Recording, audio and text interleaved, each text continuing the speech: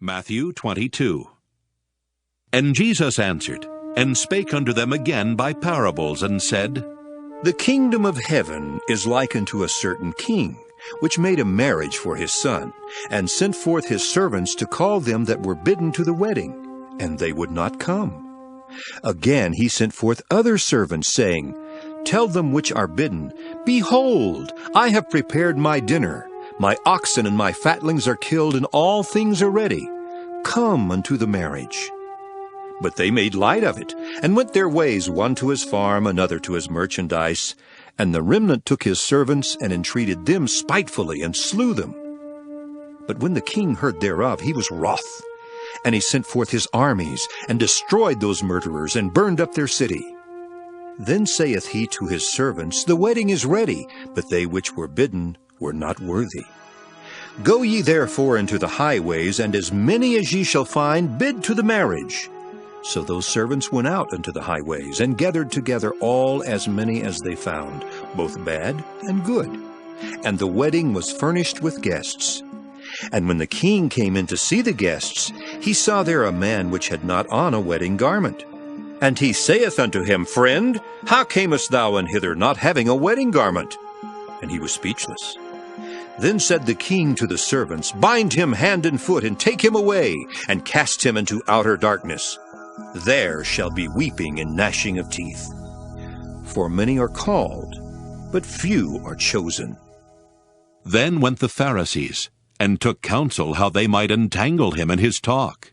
And they sent out unto him their disciples with the Herodians, saying, Master, we know that thou art true, and teachest the way of God in truth. Neither carest thou for any man, for thou regardest not the person of men. Tell us, therefore, what thinkest thou?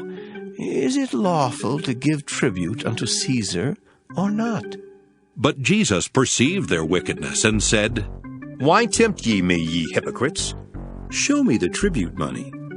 And they brought unto him a penny. And he saith unto them, Whose is this image and superscription? They say unto him, Caesar's. Then saith he unto them, Render therefore unto Caesar the things which are Caesar's, and unto God the things that are God's. When they had heard these words, they marveled, and left him, and went their way. The same day came to him the Sadducees, which say that there is no resurrection, and asked him, saying, Master, Moses said, If a man die, having no children, his brother shall marry his wife, and raise up seed unto his brother. Now there were with us 7 brethren, and the first, when he had married a wife, deceased, and having no issue, left his wife unto his brother. Likewise the second also, and the third unto the 7th. And last of all, the woman died also. Therefore, in the resurrection, whose wife shall she be of the 7? For they all had her.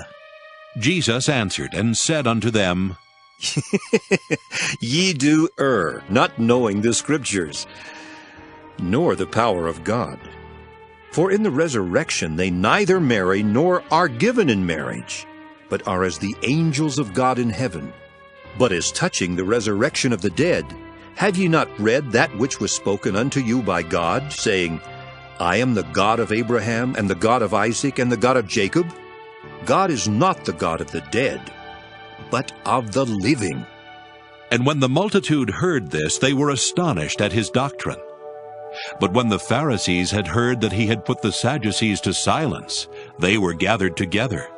Then one of them, which was a lawyer, asked him a question, tempting him, and saying, Master, which is the great commandment in the law? Jesus said unto him, Thou shalt love the Lord thy God with all thy heart, and with all thy soul, and with all thy mind. This is the first and great commandment, and the second is like unto it. Thou shalt love thy neighbor as thyself. On these 2 commandments hang all the law and the prophets. While the Pharisees were gathered together, Jesus asked them, saying, What think ye of Christ? Whose son is he? They say unto him, the son of David.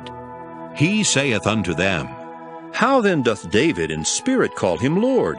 Saying, The Lord said unto my Lord, Sit thou on my right hand, till I make thine enemies thy footstool. If David then call him Lord, how is he his son? And no man was able to answer him a word, neither durst any man from that day forth ask him any more questions. Matthew